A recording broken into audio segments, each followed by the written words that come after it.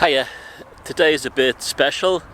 I'm doing a book review, just this video dedicated to a book review, and it's so special I have an audience.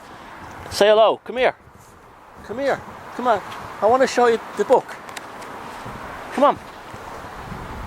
See, even sheep are interested in this book. Now, I'll throw book reviews in at the beginning of, here they come, at the at the beginning, and not my sheep.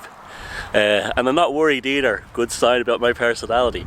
But I don't normally do videos dedicated to book reviews because I don't want to, I'll throw in a quick review at the beginning of a regular video. But one is I don't want to step on the toes of people who do a good job like that, like the Occult Book Review and channels like that. And it's not for me to do anyway. I don't have time to do it anyway, and it's also other people do it better than I ever would, such as David Halpin at the Occult Book Review. But this book is special. Now, this book is the first book I've read since Messengers of Deception by Jacques Vallée that has excited me about the whole UFO thing, and it's David J. Moore's Evolutionary Metaphors, published by sixthbooks.com. That's 6th.com. I'll put the link below. He did it. He wrote the book on I've got a pistol grip on my camera here. He wrote the book on UFOs that I've been waiting for. He continues on from the work of Colin Wilson, and let me go down this hill here. From Colin Wilson, and Wilson's belief was that the whole alien experience was essentially existentialism, which I suppose if you look at everything that Colin Wilson has ever written is existentialism in a way. So it wasn't surprising as he moves among the sheep that the sheep move among me. And no, it's a really good book. It's really cool. Yeah. But the Colin Wilson books are existentialism, absolutely they are, and everything, and not surprisingly so is the UFO thing, and this kind of continues on this, but it takes it one step further. Firstly, it's a very well written book for a first time author, and I think Moore will be a force to be reckoned with in the future. I'm in great admiration and awe of his all-round knowledge and his scholastic approach to it without being pretentious. A very difficult thing to do. There's so many books out there on so many subjects like this that are tackled in a very pretentious way. I read one recently on the fairy folk traditions of Britain and Ireland, and it was just unreadable. The author was obsessed with footnotes, references, and it just could not read. This is extremely readable. In Evolutionary Metaphors, the UFO thing is taken in terms of something we probably should look at from the outside without making fixed determinations or opinions on what we're experiencing. It's an experiential thing that exists for the sake of the experience itself.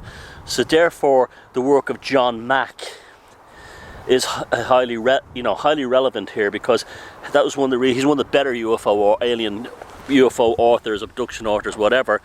Unlike, say, Bud Hopkins, which I think his work was extremely irresponsible, using hypnosis to do this.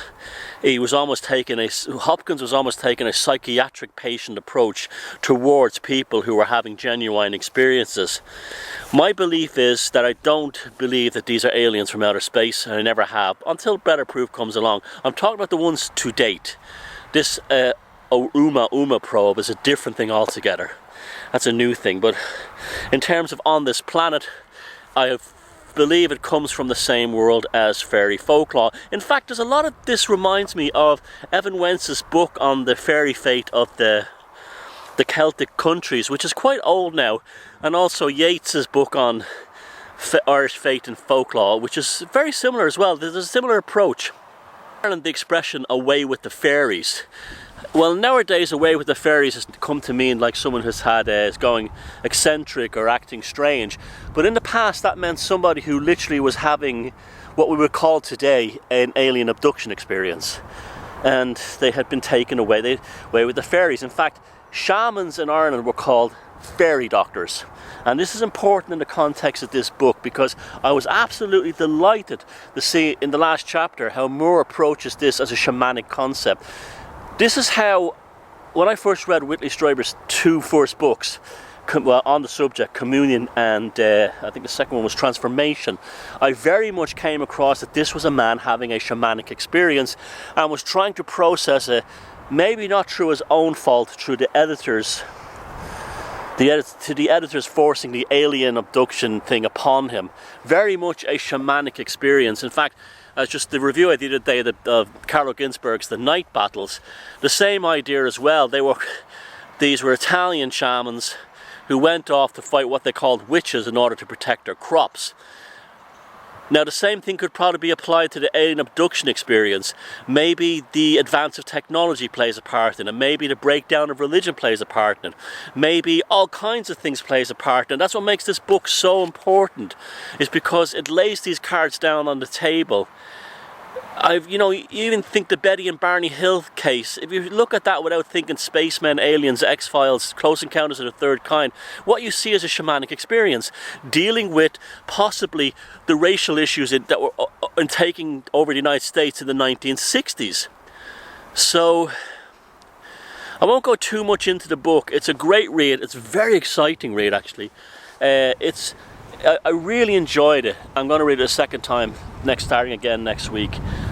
One minor quibble, and it's not the author's fault. I really wish there was an index in the back, because it's one of those books that's so packed with information that you want to, and also new things you've heard, and you go, oh, what was that he said about this, or who said this about that? But you want to go back and see it, and sometimes it's hard to find a page. That's why I'm reading it a second time. This thing is going to be basically encrusted in cliff notes, post-it notes. And other than that, that's a very minor thing. The book is outstanding, and I highly recommend it. And yeah.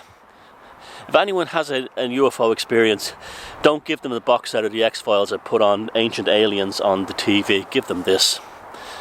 As well as Messenger's Deception by Jacques Vallée. In fact, they go quite well together. Read that first. And also Alien Dawn by Colin Wilson. Thank you very much. Great book. And David J. Moore will be a force to reckon with. Absolutely no doubt about it. And the sheep are all gone. Look how quickly they get to the second field. Oh, and one more thing. I've been banned off both my Facebook accounts for completely harmless and benign comments that my stalkers just flagged for some reason, just to get rid of me, because they hate the sight of my guts and my existence in this planet. So share my recent videos around if you can, because I can. Thank you.